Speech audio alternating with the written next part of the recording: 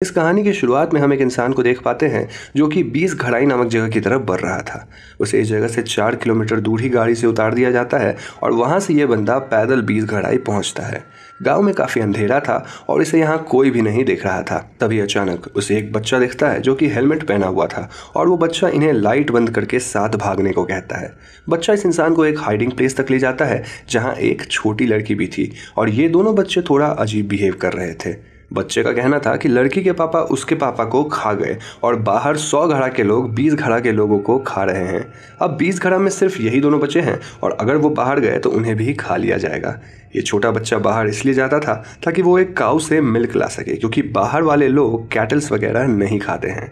अगली सुबह इन्हें रियलाइज होता है कि खाना ना मिलने की वजह से गाय भी मर चुकी है। And at this point adult इंसान इन बातों को बकवास बोलते हुए बाहर निकल जाता है। बाहर इस एडल्ट पे एक लेडी अटैक करती है जो कि एकदम ज़ॉम्बी की तरह थी और बच्चा इस एडल्ट को एक कटे हुए हाथ की मदद से बचाता है, क्योंकि ज़ॉम्बी लेडी हाथ को खाने में लग जाती है।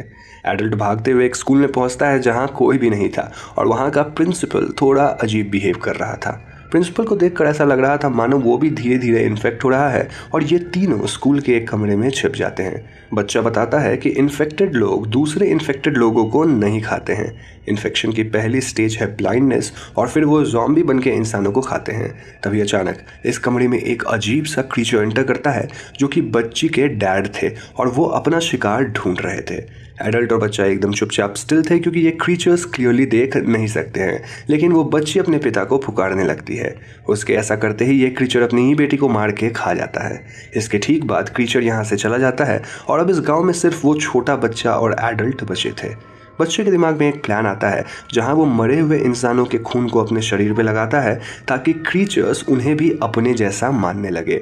ऐसा करने के बाद ये दोनों बाहर जाते हैं और ज़ॉम्बीज को इन पे शक नहीं होता है, लेकिन इन ज़ॉम्बीज के लीडर को इन पे शक होता है और वो बच्चे को पूरी तरह से स्मेल और टेस्ट करता है। किड वॉज वेरी स्मार्ट क्योंकि वो ज़ॉम्बी को कन्विंस करने के लिए एक कटा हुआ हाथ खाता है। ज़ॉम्बी अब एडल्ट की तरफ देखता है and the adult freaks out. उसके ऐसा करते ही सारे ज़ॉम्बीज इस एडल्ट को पकड़ने में लग जाते हैं और भागते भागते ये एडल्ट एक गड्ढे में गिर जाता है। लीडर ज़ॉम्बी अपने साथ उस बच्चे को लाता है और वो इस गड्ढे में कूदकर एडल्ट पे अटैक कर देता है। इस सीन के ठीक बाद हम व्यूअर्स सेम एडल्ट को होश में आते देख पाते हैं और यहाँ हम व्यूअर्स को पता चलता है कि ये सब मोस्टली बस एक सपना था।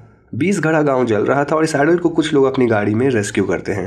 रेस्क्यू करने वाले लोग 100 घड़ा से थे और उनकी बातों को सुनकर हम समझ पाते हैं कि 100 घड़ा वाले लोग 20 घड़ा के लोगों को पसंद नहीं करते हैं। यानी कि ये पूरी कहानी मेटामॉर्फिकल थी जहां हम व्यूअर्स को ज़ॉम्बीज वगैरह के डिपिक्शन से एक पॉलिटिकल प्रॉब्लम के बारे में बताया जा रहा था। 100 घड़ा 20 घड़ा के कंपैरिजन में एक बड़ी जगह थी और वहाँ के लोग 20 घड़ा के लोगों को पसंद नहीं करते थे। जिस स्कूल प्रिंसिपल को हमने ज़ॉम्बी में कन्वर्ट होते देखा था वो पहले 20 घड़ा में प्रिंसिपल थे, लेकिन अब वो 100 घड़ा चले गए। यानी कि 100 घड़ा के लोगों को एज ए ज़ॉम्बी रिप्रेजेंट किया गया है जो कि अपने गौरव में अंधा होकर 20 घड़ा के लोगों को मार रहे हैं। लाइक ज़ॉम्बी 100 घड़ा के लोग अपने लोगों को नहीं खाते हैं बल्कि उनका टारगेट सिर्फ 20 घड़ा वाले हैं। ये एडल्ट भी 20 घड़ा इस बात की जाँच पड़ताल करने आए थे कि आखिर 20 घड़ा के बच्चे एग्जाम्स में इतना ज़्यादा फेल क्यों हो रहे हैं। गाड़ी में बैठे 100 घड़ा के लोग कहते हैं कि 20 घड़ा कई दिनों से खाली है, विच रिप्रेजेंटेड कि 100 घड़ा के लोगों ने पूरे गांव को जला दिया, जिसमें लोग या तो कन्वर्ट हुए या फिर मारे गए। स्टोरी यहीं पे खत्म हो जाती है।